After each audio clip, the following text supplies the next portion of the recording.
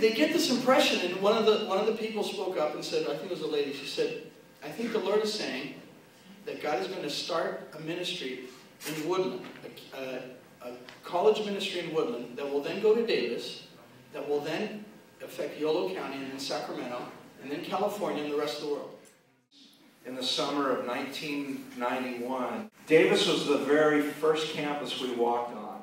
You know when you get that sense inside, you know, your knower knows that this was to be our home, that there was a destiny and a purpose here.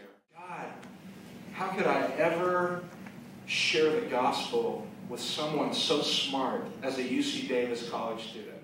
And God spoke to me, he said, Mike, I'm going to go with you. You can do this. And he gave me the story in Deuteronomy of the spies. And sitting here tonight, I don't even have the words to say what it means to be on this side of saying, of looking back of what it meant to say, yes, God. Somebody tonight came up to us and said, thank you for being here because I got saved in Chi Alpha. We've been friends. In fact, Mike and Patty and Kurt and I were all in the same college fellowship up in 28 years. We've known each other for 28 years. Yeah. And Mike met with me in Tacoma and he said, Jeff and I and our families are going to this foreign country called California.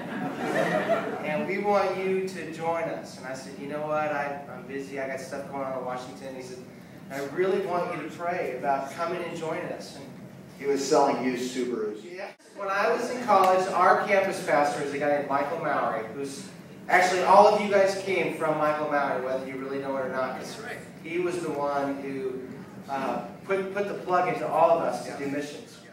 And the neat thing about God is he knew what was holding me back. You know, he wasn't like you know, this or that because you don't have enough faith, you're just all about money, you're not about ministry. God knew exactly what was holding me back, and he answered that place of my heart that needed to work in just such a gracious way to show that he was who we know who he is. He's a big God. Mm-hmm. And 2 weeks later, I came to Davis, and it was us staff, and they had recruited a gigantic team of students. I think at that point it was one. This couple, it was Jeff and Susan, it was Henry, it was me, and one student. That was the first meeting. That's right. Do you remember that? That was crazy. No, you have all these campus ministers, a senior pastor. And the student, Jonathan, was an hour late. Yeah. And one by one, God just started adding people. And I think, maybe by the time our first 3 months were over, we had maybe half a dozen. But the key was not growing discouraged, not growing despair. Because it's easy when you're in ministry, when you don't see the fruit of your labor, to start getting discouraged. God showed me the picture of a bag tied around my waist full of seed. And I was scattering the seed left and right.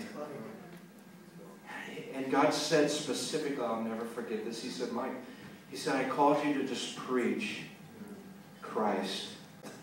And so we knew that our ministry there, those first 5 years of that pioneering UC Davis, Chi Alpha at UC Davis, we knew it was going to be a period of waiting and waiting and praying and loving those that God would send our way. And look, here's the amazing end of the story, what we're doing tonight. It really took a sacrifice of a few. Yes. For really thousands of you to come thereafter, and it was their sacrifice. The Lord loves small beginnings. He loves small beginnings. He's all about small beginnings. He's all about the impossible. Yeah. Because then, who can take credit? God gives a prophetic word to a church in Woodland. Then he mobilizes dozens of people from Washington to care about Davis. To care about Davis. That is so God. Daniel and Sean, they were the prayer warriors. And Sean and I would go around campus, around the exterior, and we'd go up to houses, and we'd like, is anybody looking, Sean? And he'd say, no. And we'd lay our hands on the building and say, Lord, give us this house. The closest house to campus opened up, and we had no money. Zero money. And we began to pray, and someone from the community came to me and they said, Henry, we were praying last night, and God spoke to us and said that we're supposed to give $50,000 to you personally to get closer to campus. Talk about temptation. You know, I said, you know what, I appreciate that for me, but we don't need $50,000 for me. We need $50,000 for every student on campus. Instead of giving this money to me, would you give it to a ministry center? And they said yes. So we had $50,000 in Davis, which is like 5 cents. You know? Seriously. And then that where the DCF House is now opened up for sale, but it didn't look like that. It looked like, they called it the Shack. Yeah. And it was basically where a lot of fraternity type people went to drink and have sex. That's basically what it was, honest to God. And it was falling apart. It looked like you could put alligators in it and, you know, be like from the South, you know. And, yeah, from Louisiana. It was like a swamp living. And It was a bad swamp house. so, but we felt like that's the closest place to campus. We said, God, would you give this to us?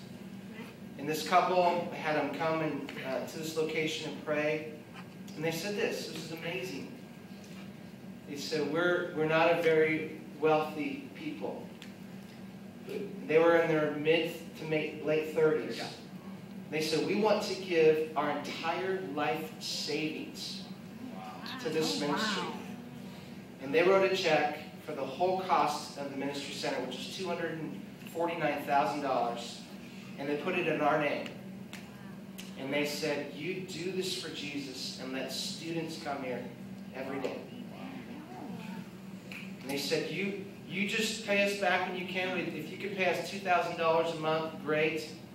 But we just believe that God's going to do something on this campus. And there needs to be a place where students can always go. Mm-hmm. And we were just dumbfounded by God's provision. And after that, we began to raise money, and people that are in this room now began to send letters. And we did everything possible to raise the funds. And when I knew that it was my time to leave, it handed over to an incredible staff of Terry and Jennifer at the time, another girl named Catherine. We just had a little bit more finances to go before we paid off the house. And as I was in the back church office, we had like $1,000 left to go to raise all of what ended up being $400,000. A little lady, an older lady, came to the front door. Her name was Jean Younger, and she was a part of the original 5 women that prayed over 20 years ago in a little church on a Sunday night.